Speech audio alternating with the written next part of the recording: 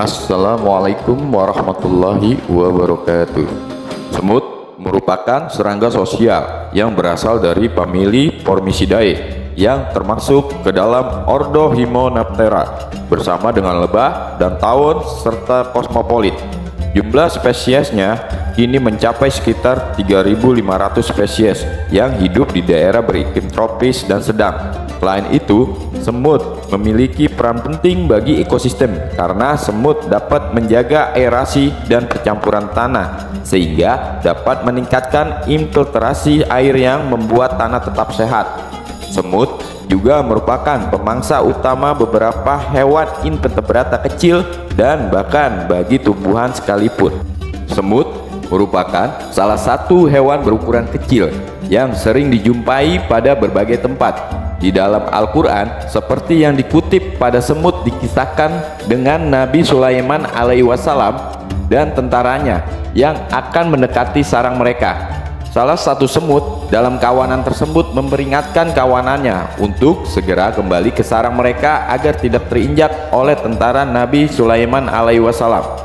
Kisah tersebut tertuang di dalam Quran surat An-Nahl ayat 18 yang artinya, hingga apabila mereka sampai di lembah semut, berkatalah seekor semut, "Hai semut-semut, masuklah ke dalam sarang-sarangmu agar kamu tidak diinjak oleh Sulaiman dan tentaranya." Sedangkan mereka tidak menyadari. Semut melakukan komunikasi secara kimia dengan cara memberikan alarm atau peringatan kepada kelompoknya sehingga terjadi pertukaran informasi secara cepat. Zat kimia dengan kadar yang berbeda-beda dikeluarkan dari kelenjar-kelenjar semut tergantung pada situasi yang dihadapi. Zat kimia tersebut akan melekat pada semut lainnya apabila semut saling menyapa atau bersentuhan. Semut yang saling menyapa inilah yang akan membuat zat kimia dari tubuhnya tersebut dapat digunakan untuk memberitahu rekannya melalui antena di kepalanya apakah di lingkungan sekitarnya terdapat makanan atau terdapat musuh. Menurut Ibnu Katsir, semut termasuk ke dalam hewan yang hidup bermasyarakat dan berkelompok. Hewan ini mempunyai keunikan, yaitu memiliki ketajaman indera dan memiliki sikap yang sangat berhati-hati, serta memiliki etos kerja yang sangat tinggi.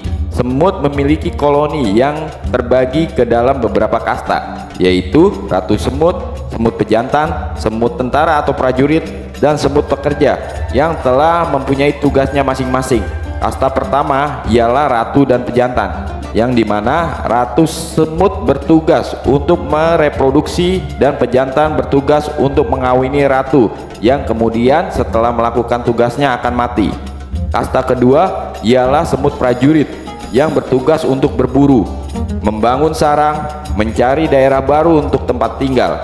Kasta ketiga ialah semut pekerja yang terdiri dari betina yang mandul yang bertugas melayani ratu dan larva dan mencari makan sebagai tugas tambahannya. Semut termasuk ke dalam serangga yang mempunyai populasi cukup stabil sepanjang musim dan tahun. Jumlahnya yang banyak dan stabil membuat semut menjadi salah satu koloni serangga yang berperan penting di dalam ekosistem.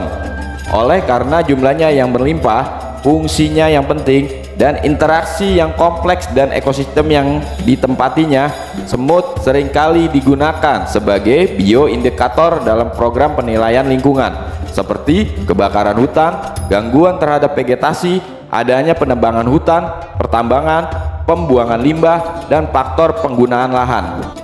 Tubuh semut terdiri atas 3 bagian, yaitu kepala, toraks, dan abdomen. Kepala semut dilengkapi dengan organ sensor yang mempunyai keistimewaan berupa antena dan mata majemuk yang terdiri atas kumpulan lensa mata yang lebih kecil sehingga dapat mendeteksi gerakan dengan sangat baik. Bagian toraksnya terdiri atas kaki dan sayap pada kebanyakan spesiesnya yang berfungsi sebagai penggerak. Bagian abdomennya terdiri atas organ pencernaan, pembuangan, dan reproduksi. Menurut Al-Baqai, Quran surat An-Naml memiliki tujuan pokok dan tema utama berupa penonjolan pengetahuan dan hikmah kebijaksanaan Allah Subhanahu wa Ta'ala, seperti pengetahuan, ciri-ciri, dan keadaan semut.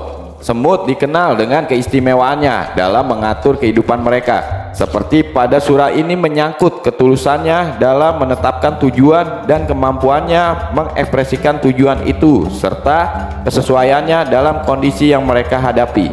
Berdasarkan ilmu sains, menurut kajian ilmu serangga, semut memiliki bahasa yang digunakan untuk berkomunikasi sesamanya. Fenomena tersebut telah dibuktikan oleh banyak penelitian kontemporer dengan sejumlah perangkat ilmiah yang canggih yang menyatakan bahwasanya kehidupan sosial semut terjadi berdasarkan kesepahaman di antara sesama.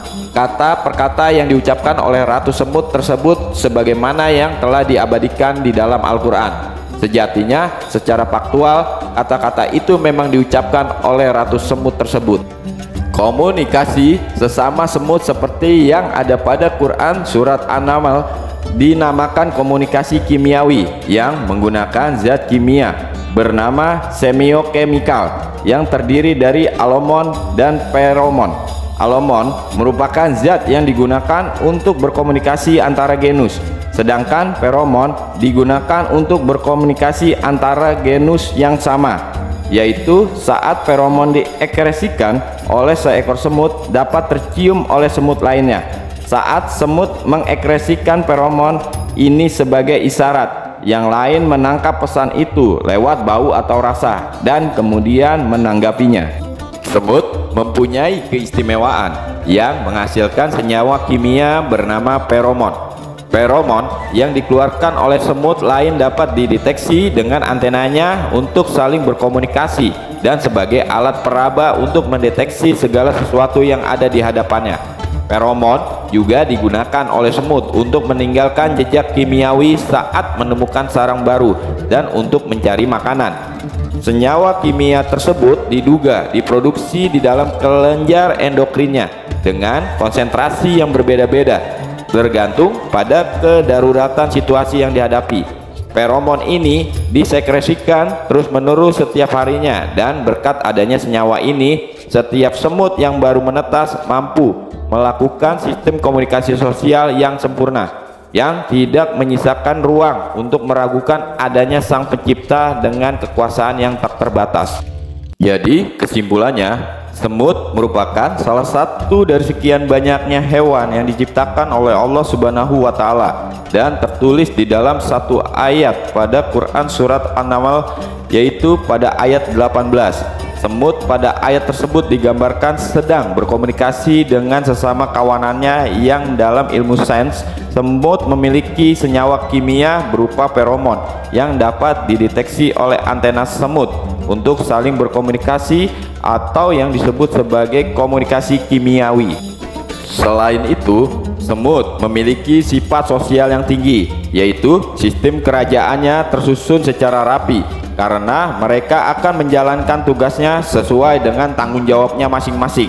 Oleh karena itu, semut terbagi dalam 3 kasta, yaitu ratu semut dan pejantan yang menempati kasta pertama, semut prajurit pada kasta kedua, dan semut pekerja pada kasta ketiga, yang masing-masing kasta telah memiliki tugasnya masing-masing.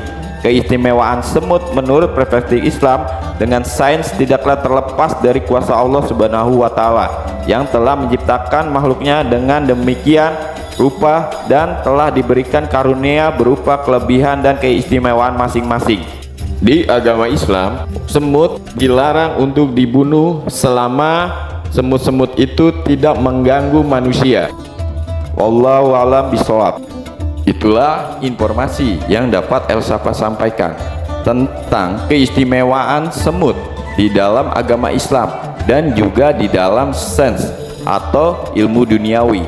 Semoga bermanfaat. Terima kasih. Jangan lupa like, share, komen, dan subscribe. Wassalamualaikum warahmatullahi wabarakatuh.